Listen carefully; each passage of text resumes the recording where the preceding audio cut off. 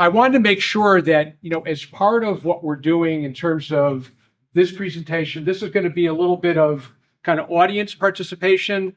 I don't like doing kind of keynotes are like me notes, like it's all about the speaker. I want it to be you notes, okay? I want it to be like with people being involved, asking questions and the like.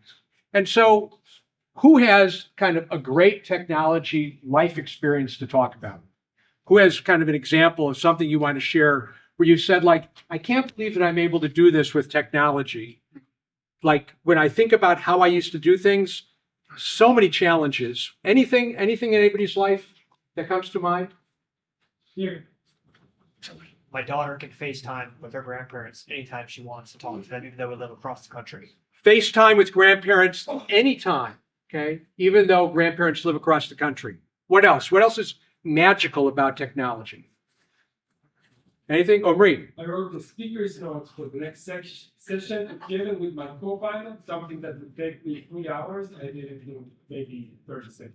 Co-pilot wrote his speaking notes with him. So really, Omri doesn't even have to say anything. We're just going to hit audio play. Okay, I saw one other one. Yeah, so I have to write a lot of letters of recommendation using ChatGPT. Letter of recommendation. I have an amazing letter of recommendation written in 30 seconds. 30, okay, amazing. And one more. I'm saying making the invisible visible, like being able to express them. Right? So it's amazing, like the things that technology allows us to do. So you think about kind of the types of experiences that you want. Think Amazon, okay? Literally, we had some bulbs burn out. I flipped the switch, the bulbs burned out within 4 hours. Like crazy, Amazon was able to deliver bulbs that I needed because we had a house full of people coming over for Thanksgiving. So always available, transparent pricing, the ability to have a wide selection, phenomenal delivery. It's like I couldn't have found a store that was open to go get these bulbs, and Amazon had them delivered within 4 hours. Now think about healthcare, okay? Don't want to be a big downer in the room, okay? But experiences in healthcare. So when I went to the University of Illinois, where I earned my BS, you can tell I have a lot of BS to share in accountancy. The health clinic there at the university was called the McKinley Health Services. But as students, we called it the McKill-Me Health Services. If you walked in with the flu, you'd leave with a cast. Okay, that's the quality of care. They weren't open on weekends and they weren't open in evenings. When do you need a health clinic as a student? Right? You need it like to be available when you want it, but it was convenient for the doctors to work 9 to 5, and that was it. They closed. It was convenient for doctors to not work on weekends.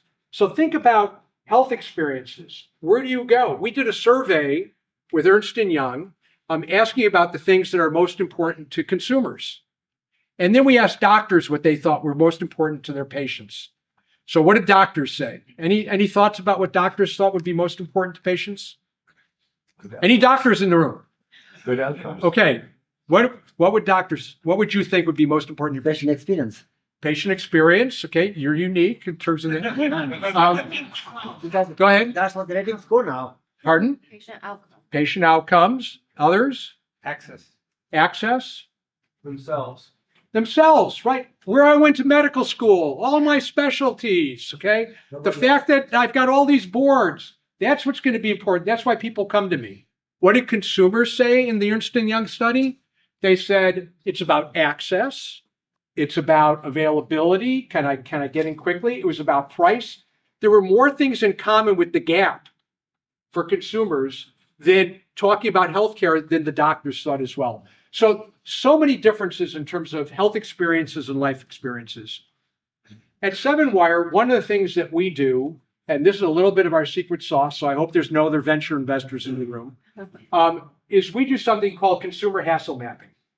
We look at how well an offering is able to address the challenges that consumers face in dealing with a healthcare problem.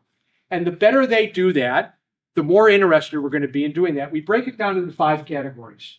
Transparency, what's the ability to kind of understand what the offering is, quality, cost, access, and coordination.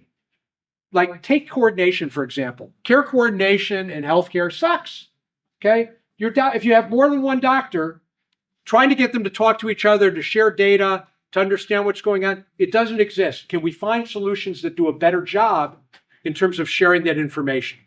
Now, what's the reason why we do this? Okay.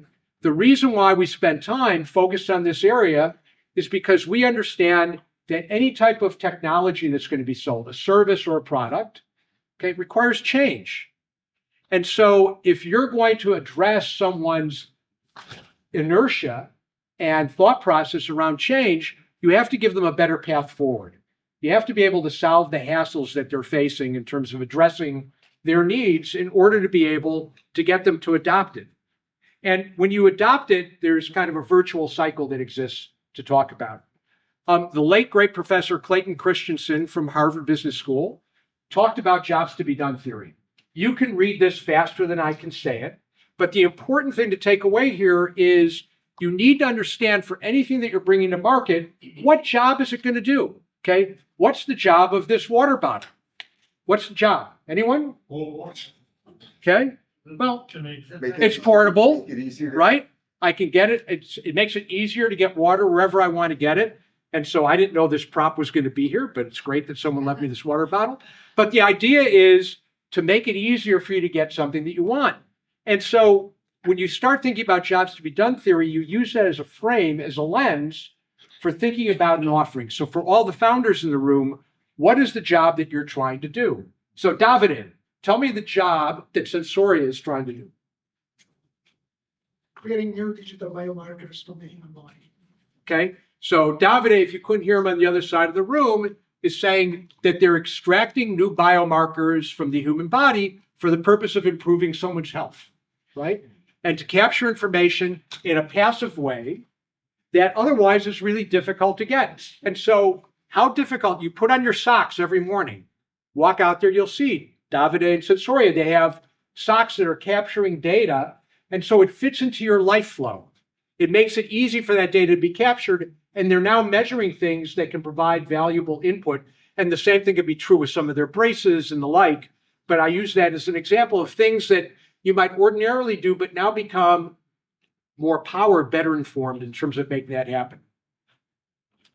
So in healthcare, here are some of the kind of the jobs that have to be done. So if you think about chronic care management for diabetes or wellness for weight loss, thinking about kind of the availability of care, where and when you might need it. Okay, all those things are, what is though the number one job that everyone in this room wants from healthcare? Say it in back. Better health. Better health. Okay, if I offered you a room tonight, okay, private room, beautiful room overlooking the skyline of the city of New York, but I told you that was Columbia Press Hospital, okay, how many of you would want it? You wouldn't go, okay? The reason is because you don't need healthcare. You want healthcare to fix you. You go to healthcare. So what do we want as consumers? We don't want to buy healthcare. So I'm sorry, doctor, about patient experience, okay? But we don't want to buy, we only come to you if we have something that we want fixed. And that's the main job that we want healthcare to do. And so the better that we're able to understand the nature of what has to be fixed, the better we understand the jobs to be done. So key questions for you as entrepreneurs to be thinking about when you're talking about healthcare. What's the consumer trying to accomplish? What's the problem? What are the frustrations? Go back to our hassle map. What are some of the barriers in the way of getting things done? What is it that the consumer wants from completing this job? What barriers exist? So how difficult is it going to be to get people to form a new habit? And lastly, can we make someone's life easier? So I'll be honest with you, I've been shocked at a new development that exists that I can't believe that consumers have actually adopted with the speed that they've adopted it and the willingness to get over some fears and hurdles in terms of making that happen. Anyone know what I'm thinking about? So tune in.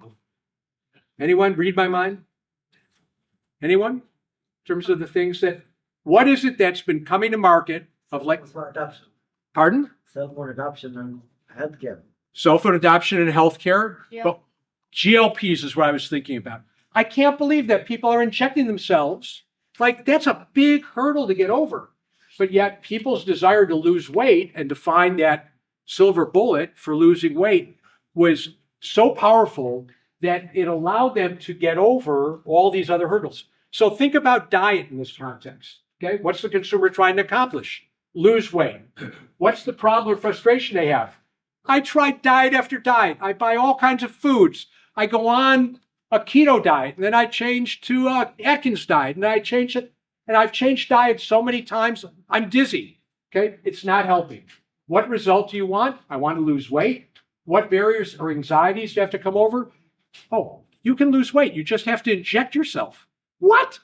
Okay, but making that easy, making it acceptable. You see all the ads on television that now are showing people who have been really successful in losing weight.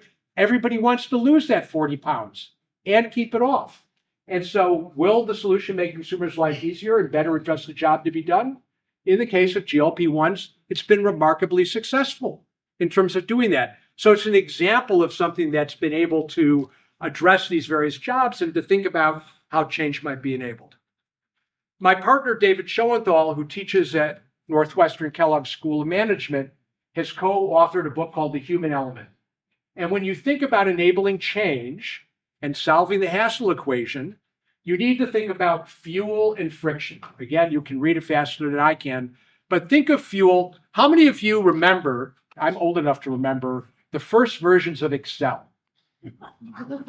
Okay, so there's a few of us here who remember it. It was pretty easy to use. It was better than Lotus 1-2-3. It was integrated with the rest of the Microsoft suite. I love Microsoft. They're a great host here. Thank you, all the Microsoft people. Okay, but what did they keep doing? They kept adding what I call fuel. Feature after feature after feature after feature, thinking they're giving you more value. How many of us really wanted all that stuff? Okay, fuel tends to be driven by you as a founder or you as an entrepreneur in terms of thinking, boy, if we could just add more features, we can keep coding, we can keep delivering more offerings, then that's something that's going to help people adopt my solution. They'll see more value in it. On the other side is friction, okay? People are attached to the status quo. There's challenges or barriers in their way. And if you can help people overcome those habits, if you can help them kind of think about how to overcome their anxiety of something new, you have a really powerful way to drive change. And so what I submit to you is that we need to think about ways in which we solve our hassles and we get people to change differently. We have to think more in terms of rewiring our focus on friction rather than fuel, and to find ways to be attentive in terms of how we're introducing new offerings in the context of the consumer experience and using that as a way to drive change. So a couple of ways to think about friction. 4 different ways to do this. One, inertia, right? Really hard to change. It's hard. You've got to understand, when we were talking about one of the companies I was at, Allscripts, before, we built this wonderful software that did a variety of things. One of them was electronic health records. We weren't in the software business. We were in the change management business. We had to get doctors to adopt using electronic health records. We coined a phrase called Arduino. If docs don't use it, nothing else matters. Because you can put all this great software out there, but if no one's using it, who cares, right? So you need to be able to find a way to get past inertia. What's the cost to do this? So cost is a barrier. What negative feelings might the idea produce? And this idea of reactance, okay? How many of you remember mask mandates? Okay, there were a lot of people who felt really psychologically opposed to someone saying to them, thou shalt wear a mask. Some of us felt like, I'm going to do this to protect my own health and the health of my neighbors, but there are a lot of people who said, hell no, and I'm not going to wear a motorcycle helmet either, okay? But those are the laws and those are the rules, but there's this barrier that exists that we have to be thinking about in terms of frictions that you have to overcome. So if you can find a way to get past some of those frictions, then you'll gain greater utilization of your offering and help people kind of move forward. So I'm going to give a couple of quick stories.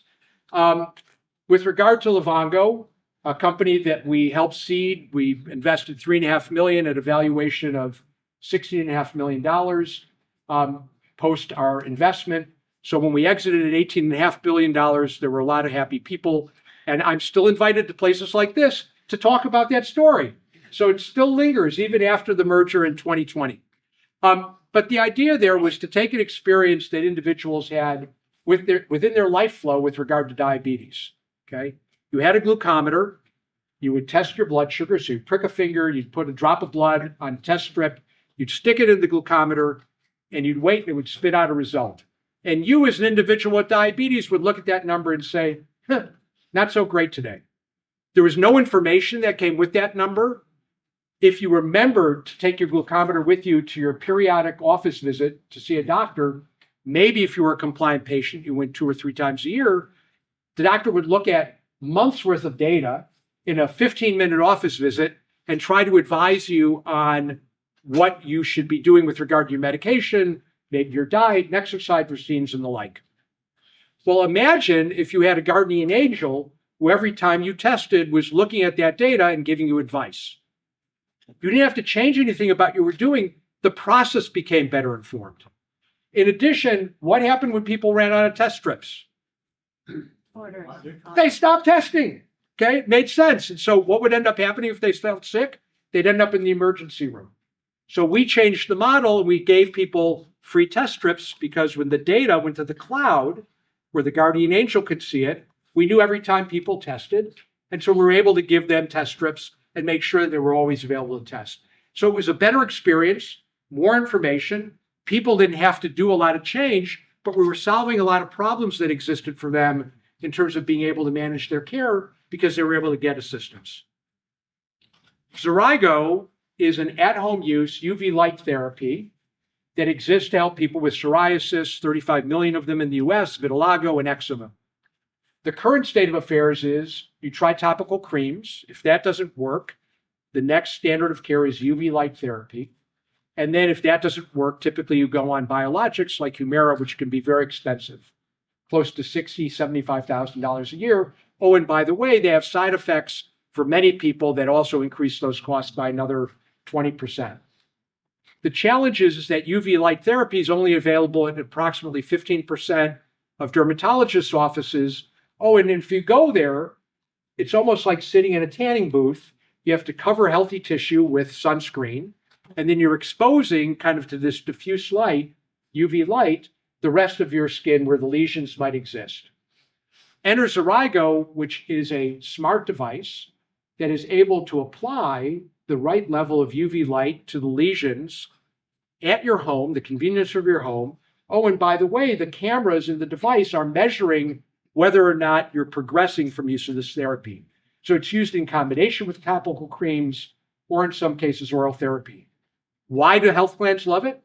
Because if we can get people to use UV light therapy and that costs roughly $5,000 a year as opposed to $75,000 a year plus additional costs, okay, that's a win for everyone involved. Easier for the consumer, you don't have to drive anywhere, you're not putting on creams and the like, but it's a much better experience, a better informed experience, and we're helping people live better with their condition. So, takeaways, because Omri needs to speak next. He's got to get his co-pilot ready to be able to speak with you. But takeaways from this is first and foremost, okay, think about what it is that you're trying to solve. Understand the job to be done. Second, make sure you're simplifying the user experience. And lastly, fuel's important, but get rid of friction. And whatever you do, try and find ways to knock down barriers, because when you do that, this virtuous cycle exists, okay? And in healthcare, the things that we look for, if we can improve the consumer experience in something that drives better outcomes, and you give people value from using it, they'll keep coming back, they keep using it, outcomes keep improving, and then your customers will want to pay you for it. Thank you very much for listening.